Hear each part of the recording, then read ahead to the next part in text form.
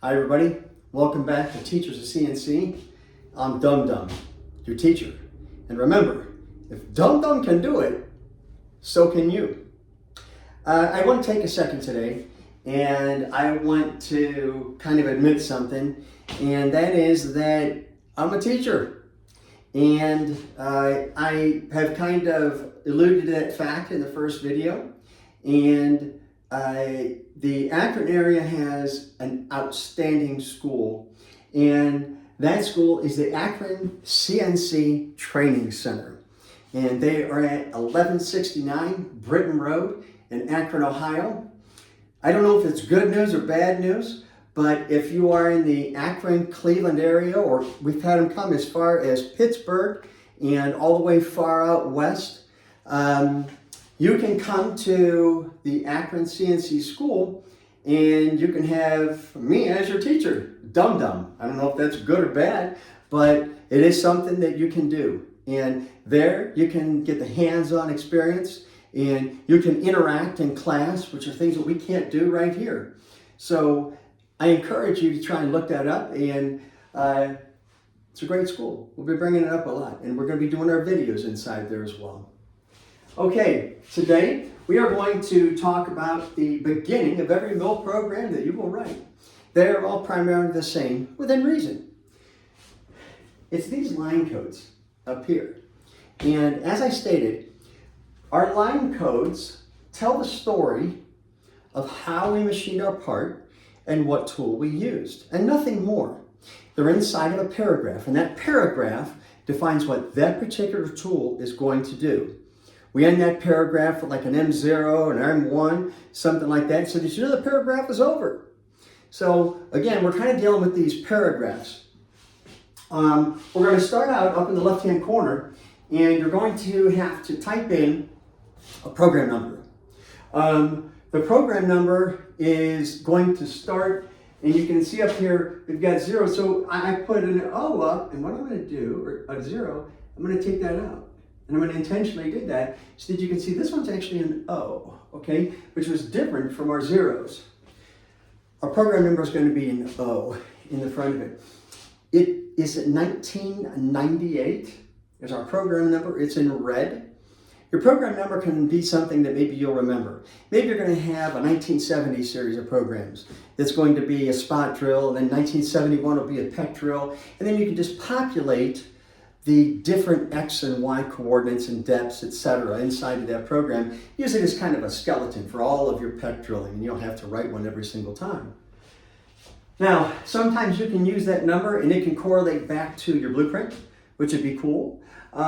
In this case, I chose 1998, which is the year that I was born. That way I can remember what program number was when I go to it. 1998. It's my video. Okay, so what we have up here is on the left side, you can see where it says G&M code, and on the right side over here, it says English. So here's what we're going to do. We're going to take our G&M code, we're going to translate it to English so that you can see, wow, what a difference, right? They're the exact same thing. So what I do a lot of times with my students is I have them write down what it is that they want to do. And then we take that and translate it, because it is so much easier to go from English than saying what you want to do, right? So, well, the first thing I want to do is I want to get out my bowl, and then I want to get out my flour, and I want to measure out my flour for my chocolate chip cookies. So you have a system in which you're going to do it. But if we did that in G&M code first, it can sometimes be difficult. So I like to do it in English and then translate it. It's not that hard. If you go from G&M code, which you would do after you had the experience, then this is what it would look like. And we're going to kind of go from there because we're going to build on the other later, okay? So we said in our very first thing, we have our 1998, which is the year I was born.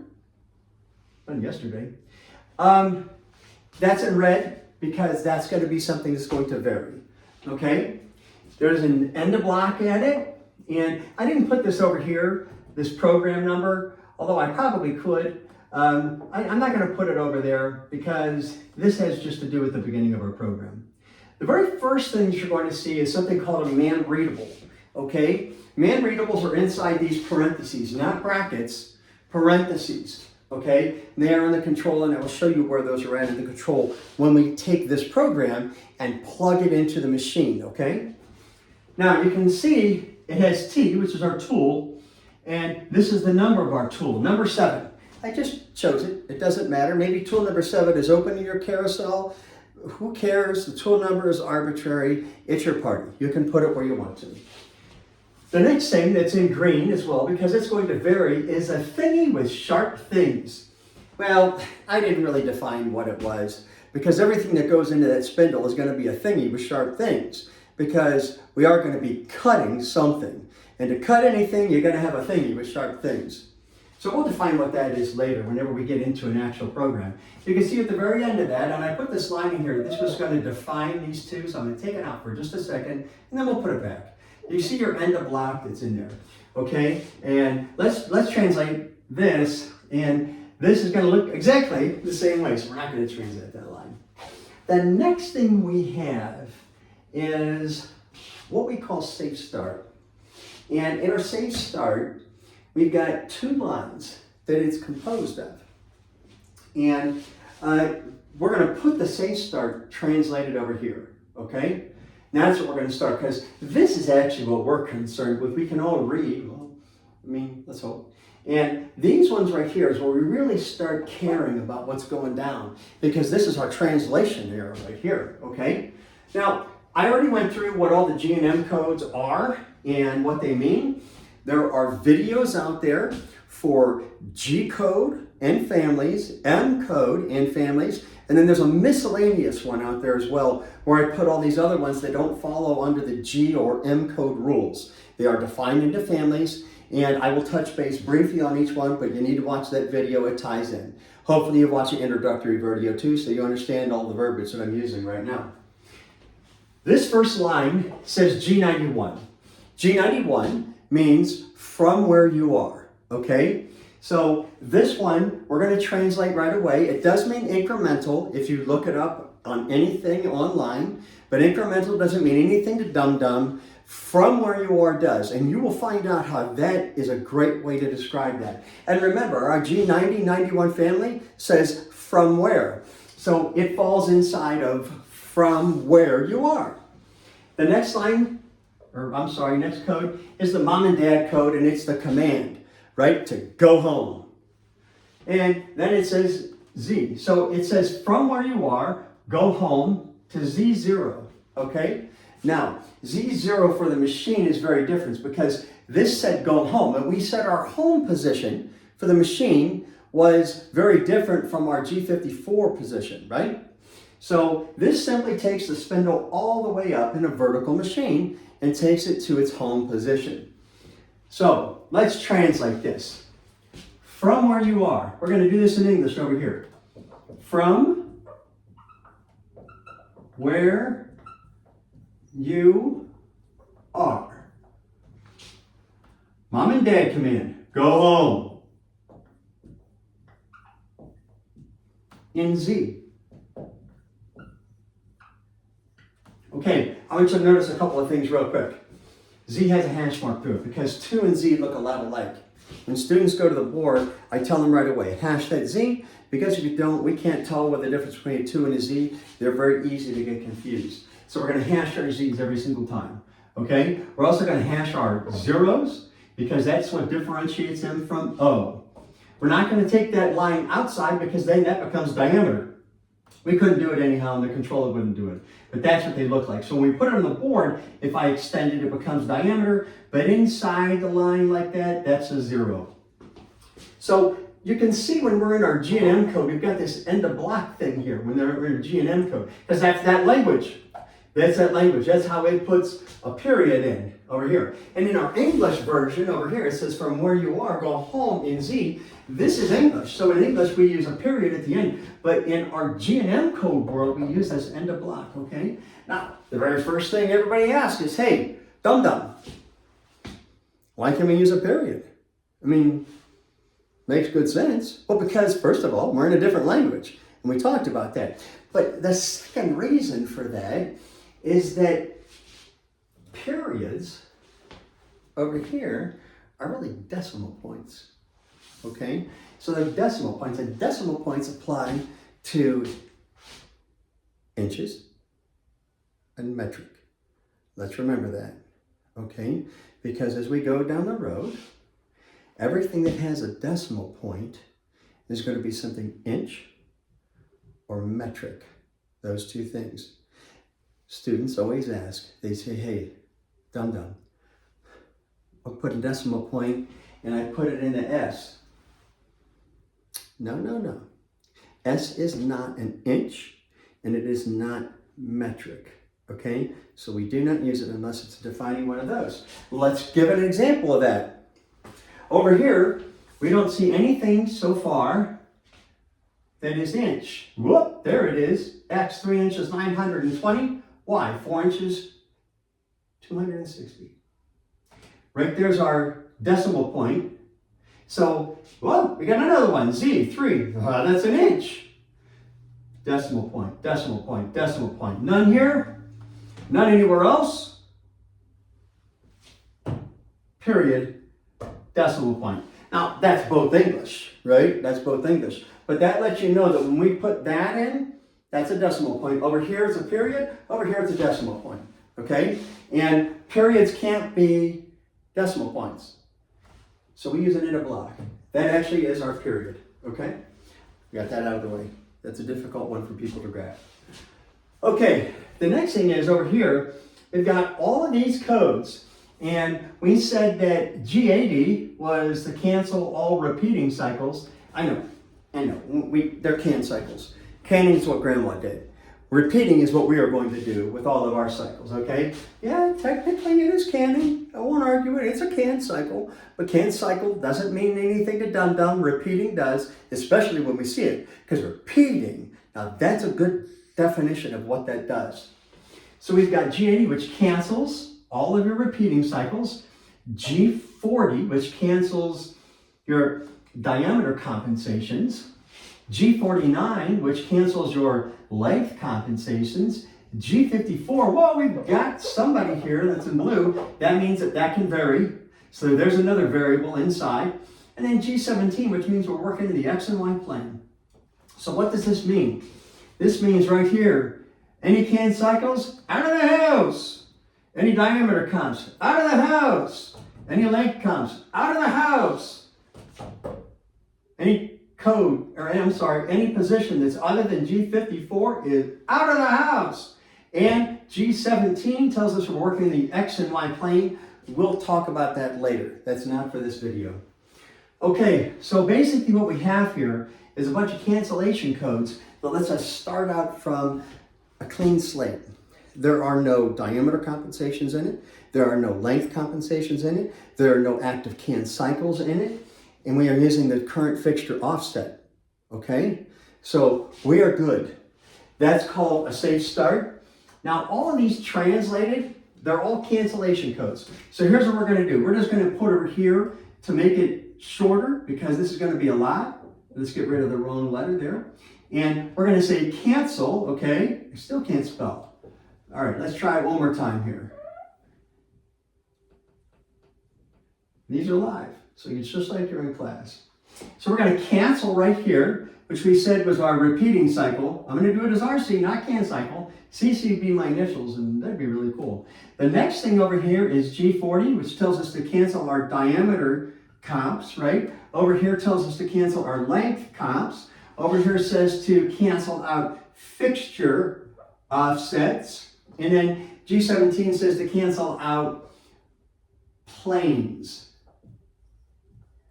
Really doesn't cancel it out, it just puts that plane into position. So these are all cancellation codes right here, okay? Translated. Remember, I didn't really have that much space if I did all that on there. So these are just abbreviations of what they are.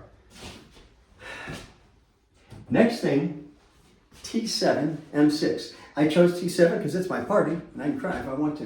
You can put whatever tool number in there that you want, okay? You're gonna probably put it in because it's already existing inside of a tool pot, or you're gonna put it in because That's what it calls out of the program. You don't have anything in the carousel, or you're going to put it in because that's an open position on the carousel. Whatever your reason, it doesn't matter. The tool number is going to vary. That's why 7s are in green, along with what else is in green, the thingy with sharp things. Okay, so right now what this says is T7, which is tool 7, and M6 means change tool. It simply means it is going to put the tool into the spindle. So what are you going to see? What's going to happen? Well, so far here, you did see this go home, and right here you saw nothing. Nothing actually happened except for modal values changed. And I will show you. So you would see that, but not happen on the machine.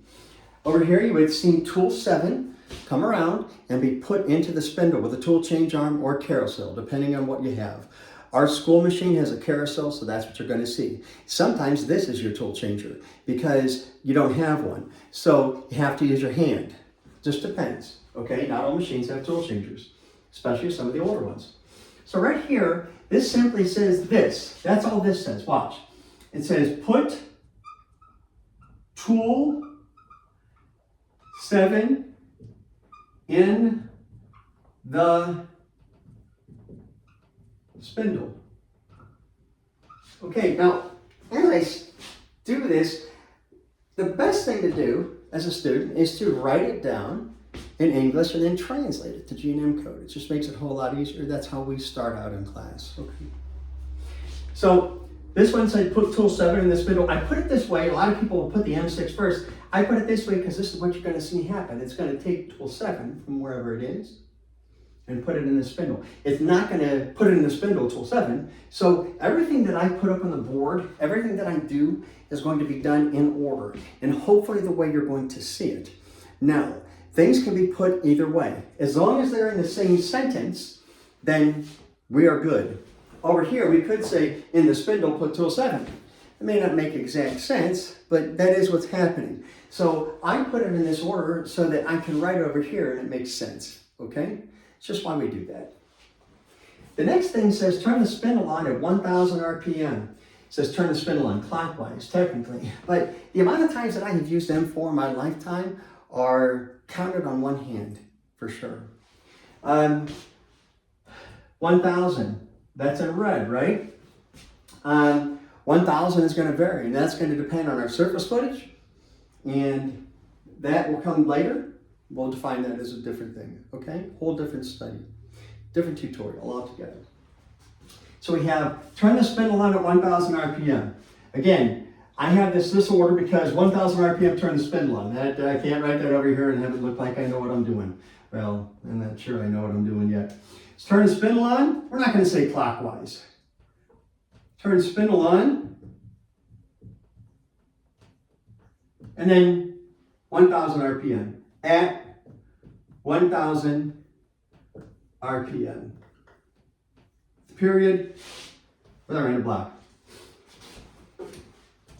Here's 1,000 over here, because like nobody does this except for goofball me.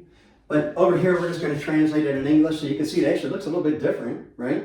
Turn the spindle on at 1,000 RPM. Again, that's all we did over here. So what is the point of this? I told you, it's not that big of a deal.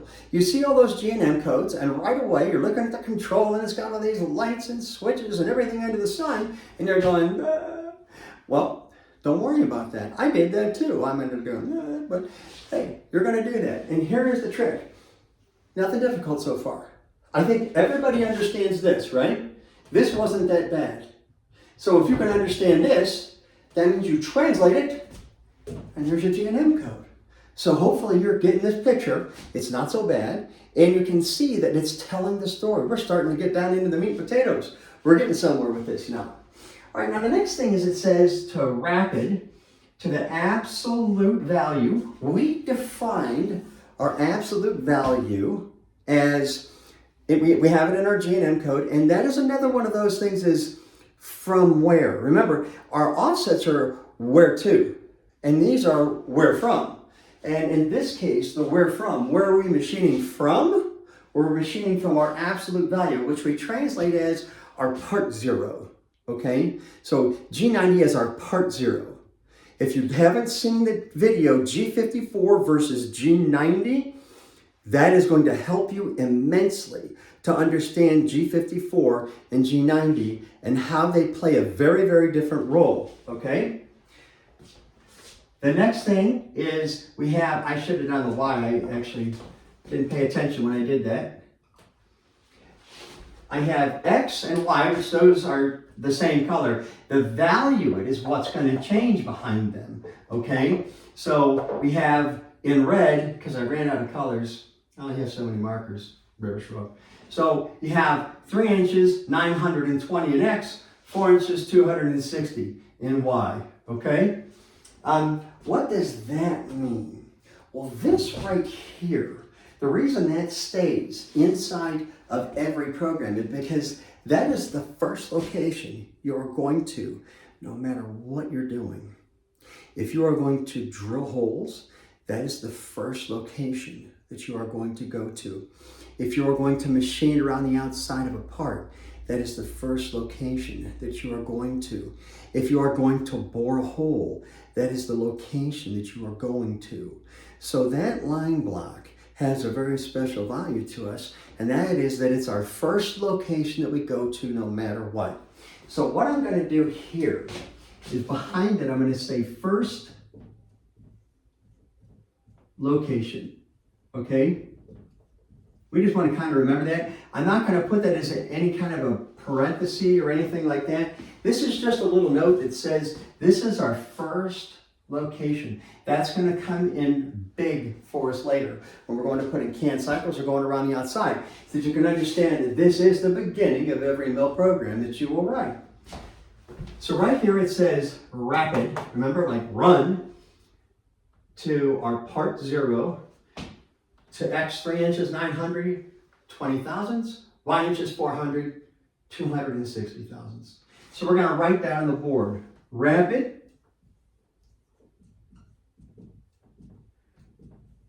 to from, we said from part 0 to, and then X blah, Y blah, doesn't matter. Those are the variables. So we said rapid from part 0. Part 0. Rapid from part 0. Rapid from part 0 to the X and Y locations. Almost done. Last thing. We have G0, G90 again, and they're already in the house. I teach my students to not put stuff in there that you do not need. I do not like it when there are things that are redundant. And the reason is you have all of these, you know, if you're going to go from G0 to G1, you might have them stuck all over the place that aren't necessary. Then you got to go hunt and find all of them. Use them only when you need them. So why am I breaking my own rule? Because G0 and G90 are already in the house. Well, I'm breaking my own rule here because in a program, we can go to any line block we want and we can start it from that line block. So this right here is a free check on your tool length. You can call up that line block, go over the top of where you have your part set for 0, and go with a 1, 2, 3 block and set that off and get a free check on your part for your, or free check rather, on your tool length. Now we will do that. We will do that on the floor in the video whenever we're applying this. And you can see there's a whole video that says touching off tools in it, and you can watch that, and we're going to touch off tools and show you the different ways that's done. Okay? So I have these members in the house, but I put them in again because not knowing who would be in the house, I put them in there so that I can go straight to this and pick up the length of my tool and it will go. So here's what happened. We already talked. We said we're going to go rapid from our part 0. This is redundant. We are going to pick up our tool length.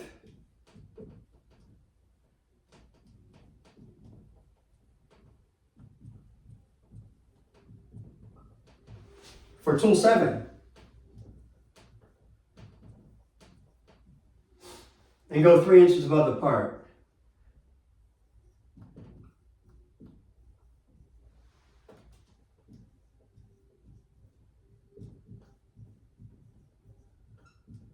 with a period. So here's the drill. What we did is this. Over here, we just started dropping because we're kind of pretending we know what we're doing. At least that's what I've been doing in all these videos. We're pretending what we're doing at this point because we're saying, in our translation, we're picking up the tool length for the tool when we're going 3 inches above the part. The understanding is that if we were going 3 inches above the part, that would be Z. So it's kind of an understood that we're using the Z-axis. So now we're getting a little bit sloppy like we do whenever we talk, right? So like this morning instead of this morning. Everybody says morning or Bob Evans instead of Bob Evans. You hear Bob Evans. So we got a little bit sloppy here, but we got sloppy because what we want you to know is that when we're going 3 inches above the part, it's in Z. So we're going to learn that as we go, all right? So we're going to kind of get a little bit sloppy there intentionally. So here's what we have. We have another variable here, our green 7. So we have, this is interesting, you have a 7, 7, and a 7, right? And if we had a D value in here, that would match as well. So usually our T, our H, and our D, right? Those are all going to be the same. Now, as a practical matter, it would be 7, 7, and 7. But as a matter of fact, it doesn't have to be. You see, as long as whatever our offset is the correct length for that tool, it can be any number. It does not have to match that as a matter of fact. So that means this. You need to be mindful. And if you are going to use a different offset, which could happen, you would want to put a man-readable in it that says offset because. What are reasons you would do that? Maybe you would do it because you had 2 different tools and one of the tools was doing something versus another, but I'm sorry, not 2 different tools, 2 different lengths, 2 different offsets. Let's say that you had a height that was no good and the tool wasn't repeating exact to where it should be. So you put another offset in so that it would go down just a little bit more, and you would put that in maybe in a different line block. But I assure you this and the D, as a practical matter, should match your tool number. But as a matter of fact, they do not have to. Now, here comes the real tricky part of that. I said they don't have to. And the thing about a fan of control, is fan of controls are like Simon Says. And if Simon says to do it, they do it. And in this case, it had H12 because you didn't take it out of the last program and you kind of copied and pasted. Now you've got tool 9, and H12. So it's going to pick up tool 12's length. So you have to be careful when you do that. So here's what I did. The beginning of every program, I took the beginning of every program and I showed you the things that are going to vary. So the things that are going to vary are the program number, the tool number, the man-readable that's inside, our offset, our tool number, our RPM, which that should be in black. My apologies. That's my students, I make mistakes. Over here, our X and Y coordinates, the values for them, they are going to vary. And our length for our tool or our offset, okay? So look, these are the things you're going to change in the beginning of every program, okay? Now, as we get to the machine and we start plugging the stuff in, it will make sense. The next video, what we are going to do is we are going to take the beginning of every program and we are going to take our canned cycle for pet drilling. If you haven't watched that video, you can watch that video as well, and then you'll see when we add it to this, what it does. We're going to put those two together, and then we're going to take that program, and we're going to take it out of the machine, and we're going to type it in, character for character, and you're going to get to see it run, and you're going to see exactly what it does in each line, okay? Remember, there's going to be people out there that are going to go, oh, I wouldn't do it that way. We're going a different way to Canton. It's okay. Hey, listen, I'm not saying my way is the right way to Canton. It is. What I am saying is it is a way to Canton, okay? Not necessarily the right way. It is. So we're going to take this. We're going to add it to our can cycle, and we're going to create a program and put it on the floor. All right, at this point, I think we've pulled that apart, kicked it in every direction we possibly could, right? Again, good school out there. Definitely look us up. Come in. Maybe you'll get dum-dum, maybe not. Who knows? Till the next video, have a good one.